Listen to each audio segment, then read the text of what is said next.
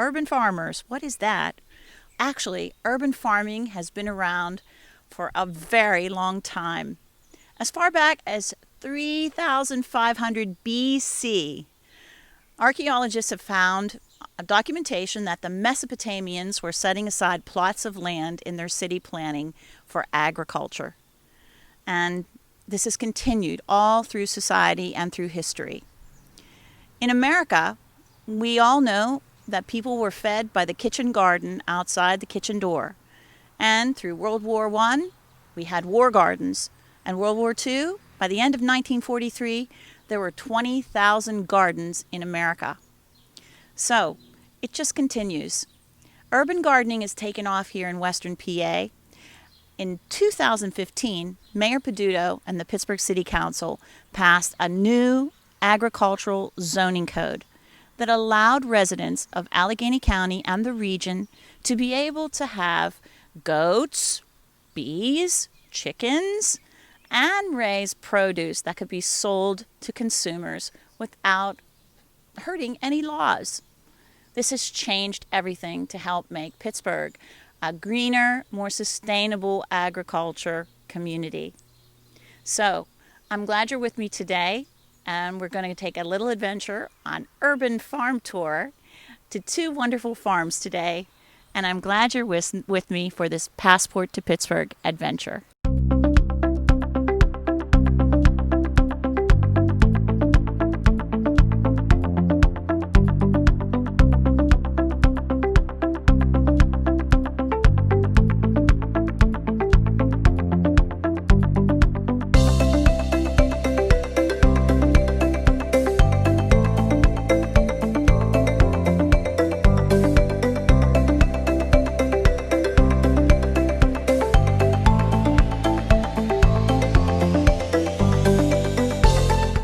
Introduce you to the Resnick family.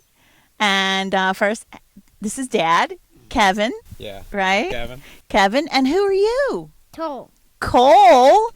And Carter. And Mom, I'm Megan. Mom, Megan. Okay, so this family here, they are what we are focusing on today, urban farmers. First of all, I need to know, where does the name CC Garden come from? Me and Cole's first letter of the name C. Ah. And our last name.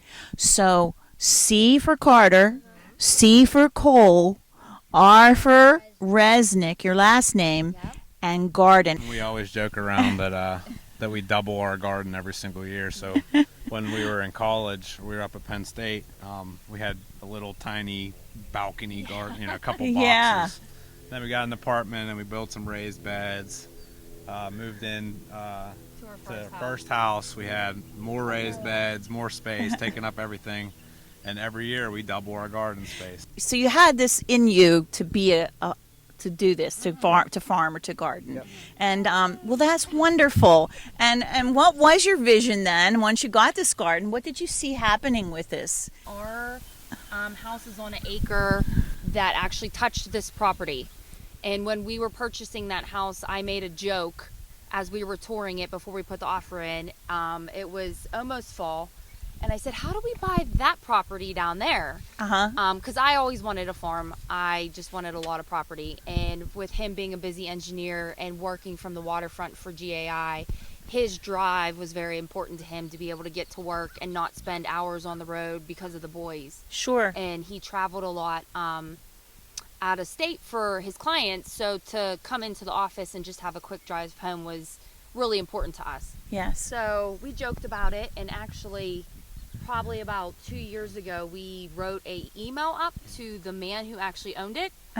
And we're like, maybe we'll just ask if we can just buy the acre or two right behind the house. Right. And one day we got really serious about trying to find some extra property to buy to do an urban farm. And I happened to go on Zillow to see what was out there. And it was the first day this was listed. And he was fishing in Erie with my dad, and I called him panicking, like, how do we make this happen? Yeah.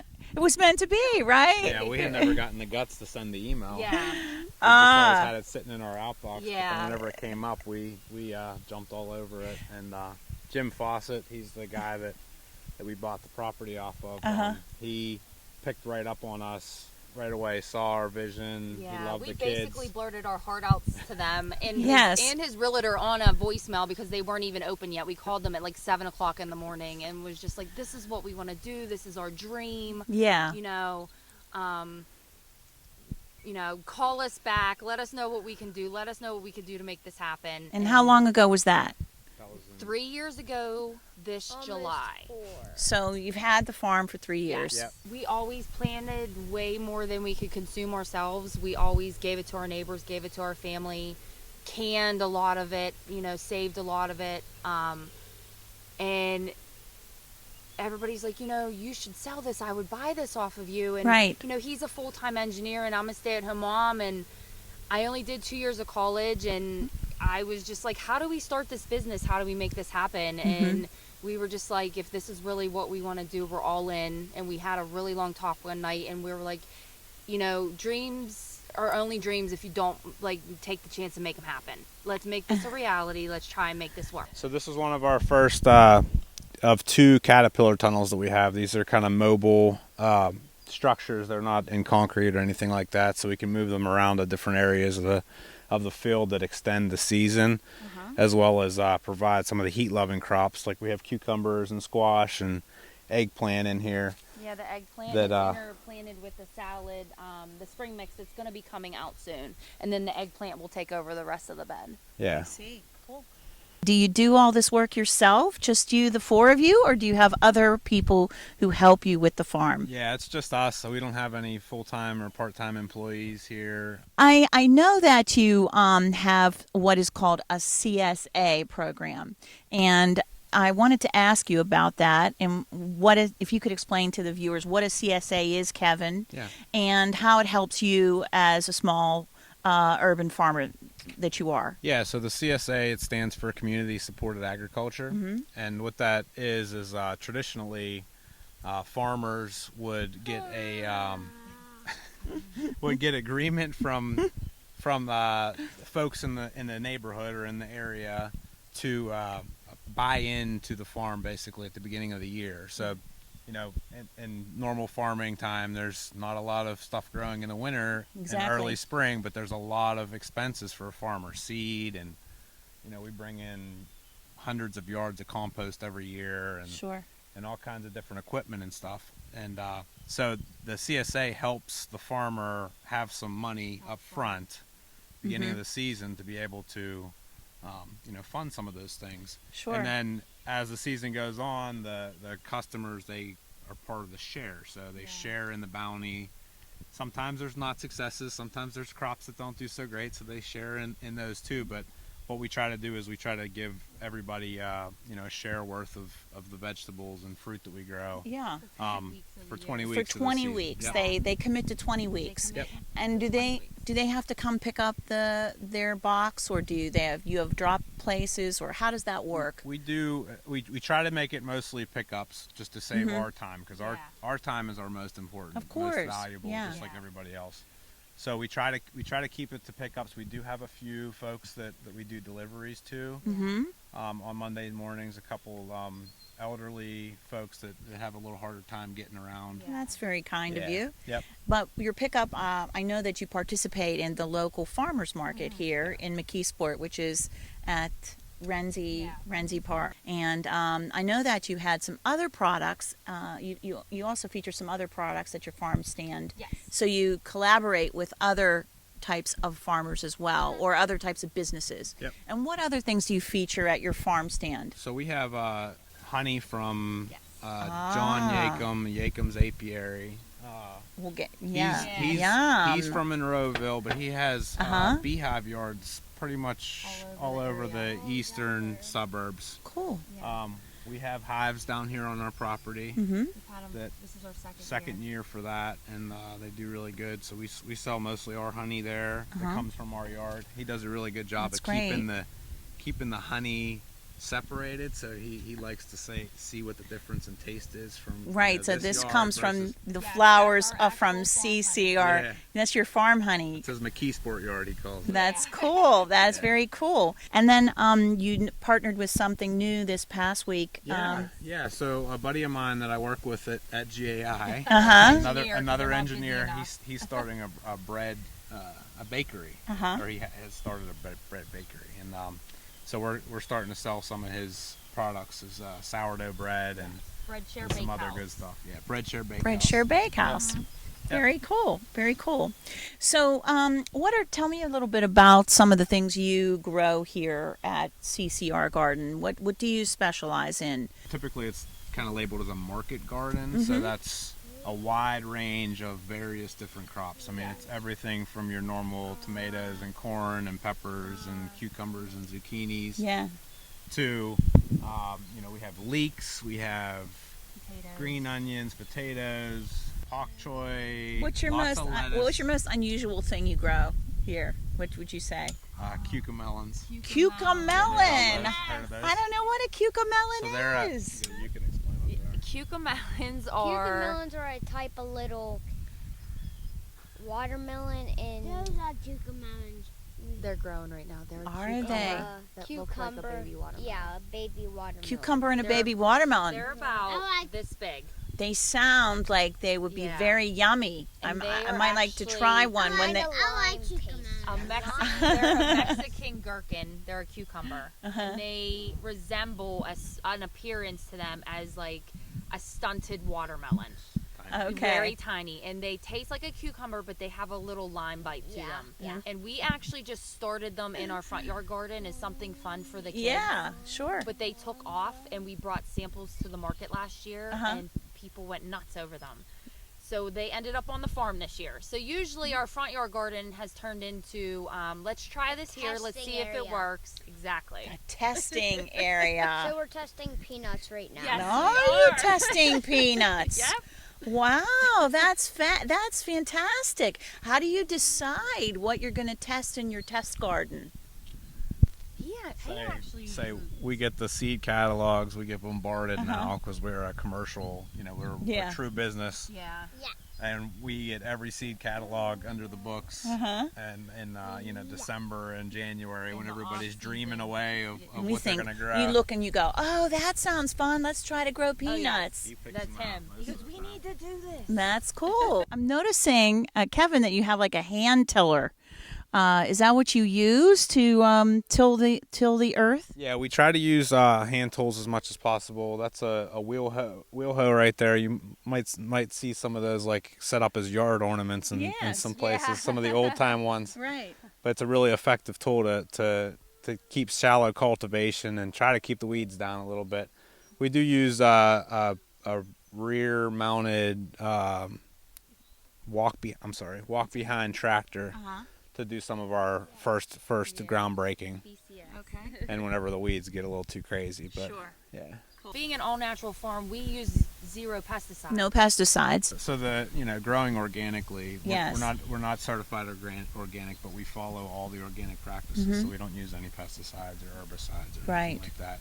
So a lot of these crops that are usually grown conventionally, like cabbage or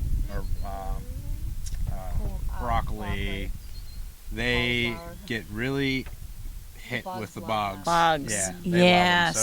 So it's hard to really get those going. What's the purpose of the plastic caterpillar tent? It's twofold. It extends the season a little bit, so we can get things out here a little early, like 2 to 3 weeks early usually. So it keeps the heat in a little bit. So whenever we get those frosts, early May, we can be planting out here in April instead of middle of May is usually the typical time to plant the heat-loving crops.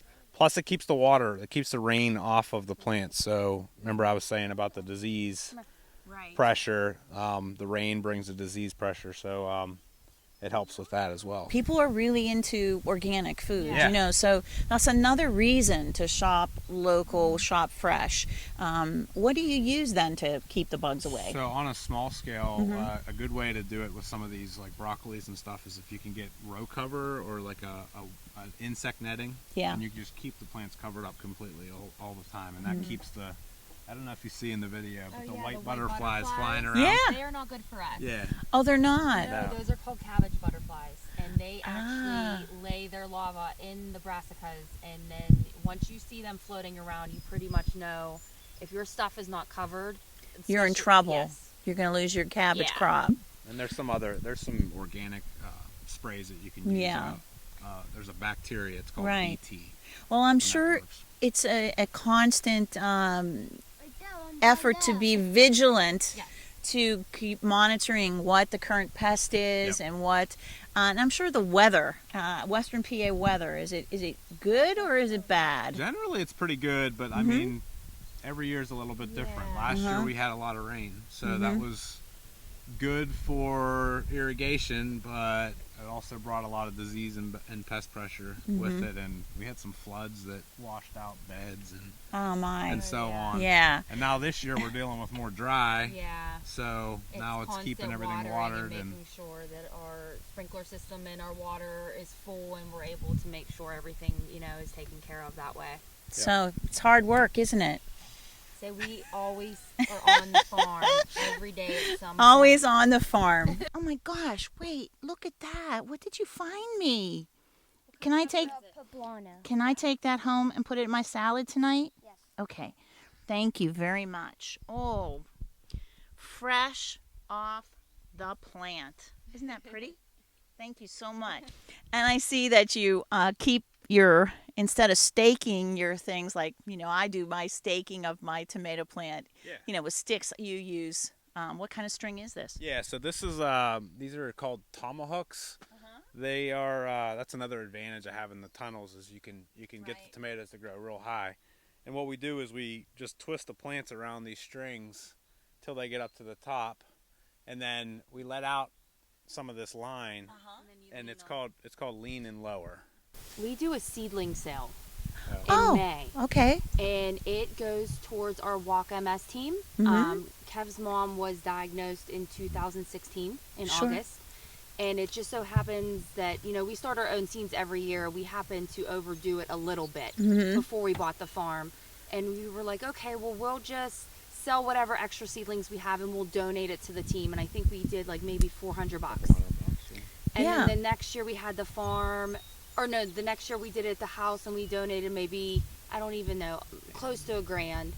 And we did it 2 years after, and now we have it on the farm. This year was orders only, but last year we had a really big to-do, and all of the purchases go towards our Walk MS team, and we do this big donation. We weren't able to do the walk this year because they had closed it down, but Right. it's really close to our hearts. And Yes. we start it all in our house, and we move them out to the greenhouse. We take care of thousands of seedlings, and That's awesome. Now, where is your greenhouse? the greenhouse is at your up at our house. Up at your Yeah. house. Yeah. Okay. So they have a wonderful seedling sale that helps MS, and you do that every spring? Every Yeah. spring. Well, if you'd like to participate in the seedling sale and also find out about the great produce that is sold by CCR Gardens, you can check out their Facebook page and also their website, ccrgardens.com.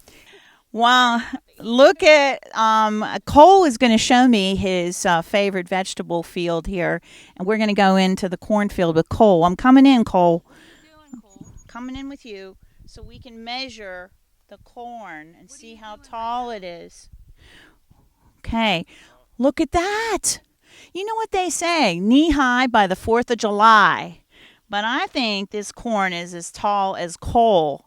And I think we're going to be having some good corn here later this summer from CCR Gardens. I had just a wonderful time visiting with this wonderful urban farm family. Hey, Cole, wave goodbye. Say bye.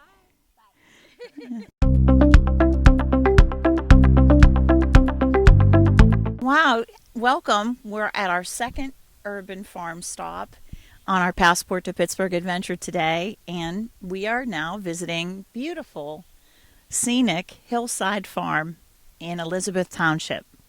And I'm with farmer today, Ryan Corbar. Pleased to be with you. And so good to be with you too. So tell me about this property. Is this family-owned farm? Yeah, all the property is family owned, with the exception of 2 plots, one at the neighbors that we lease. This property was farmed back in the 30s by my great-grandmother, not for profit, to survive, To survive. for survival. So everything in this neighborhood was farmed by my great-grandmother by herself. Wow. So, and then the kids were responsible for taking the vegetables to town, and that's the only way they made any money. I mean, we were a poor family way back in the 30s and early 40s, so just how they delivered it to the town to make the money they needed to survive, now I'm taking it to the market. Exactly. And so you participate in a local farmers market. Right, the Renzi Market, and that's over in McKeesport. So that's behind the fire station right near Lake Emily. Right. And it's a great way for people who visit the market to be able to have access to fresh, high quality, High quality is key. high quality local produce Right. and agriculture Yep. and products. Yep, because let's face it, we have no idea. People are so disconnected from their food nowadays. We have no clue where a lot of it even comes from, what's been done to it, what's on it, and we use so many pesticides. Exactly. You know, on our food crops. You know, and I think small farms like these are really going to shape the future, and I think we need more of them. I planted a little lettuce in my day that likes cool weather, doesn't it? Cooler weather. A lot of people think, well, you can't grow lettuce through the summer. But you do? Oh, absolutely, all summer. As you can see on some of our beds, the black fabric, that's shade cloth, that'll help keep the temperature around 10 degrees less under there. And then the other trick to it is cooling the leaves and cooling the roots. Okay. So, and that'll prevent it from going to seed. As you know, you might know, lettuce tends to want to go to seed in the summer. Very rapidly, yeah. So as long as you're using some of these principles, and then we keep our beds covered in compost or a mulch, and that helps keep the roots cooler and retain the moisture. Okay. So couple all those methods together, and you've got something that's going to give you at least a few weeks midsummer. And then we're also picking varieties that can handle the heat. How many varieties of lettuce do you grow here?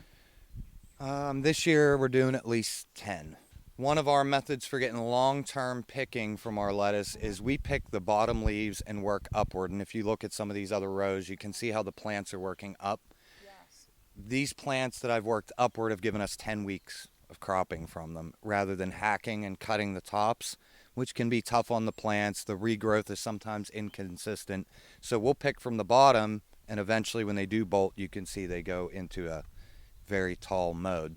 Yeah. Some begin to spiral as they go up, but either way, I left these. We started cropping out yesterday. I left these for you to see, but these will be coming out and another crop coming in, and we have trays of lettuce waiting to follow in right behind them. And it's either new lettuces or a completely different crop. You know, it might be beans, it might be spinach, it might be carrots. So some of these beds lettuce came out of, we're getting ready to plant another succession of carrots probably this evening.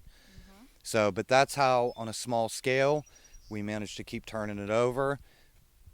You got to keep plants going in and plants coming out. Maximize time and space, and you can put out a lot of produce from a small space. I take it that you are a completely organic farm. You don't use any pesticides here. Right. We're not certified organic, which we have really no intention to. But everything we do is natural, no synthetic chemicals, no synthetic fertilizers.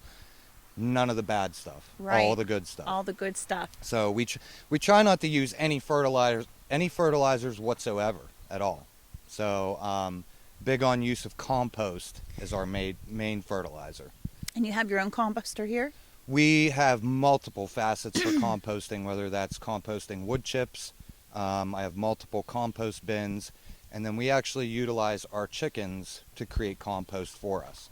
So last year, our 70 chickens generated roughly 20 yards of compost for us. Awesome. So, and that's compost is expensive. A good quality compost is expensive. So to be able to generate as much as I can here to avoid those purchases, that's a big thing. Also, I wanted you to tell me how you got started doing this and why you guys, because it's fairly recent adventure for you. Yeah, 2018 is kind of when we started building the garden. All of this behind us was a lawn. I've been a landscaper most of my life.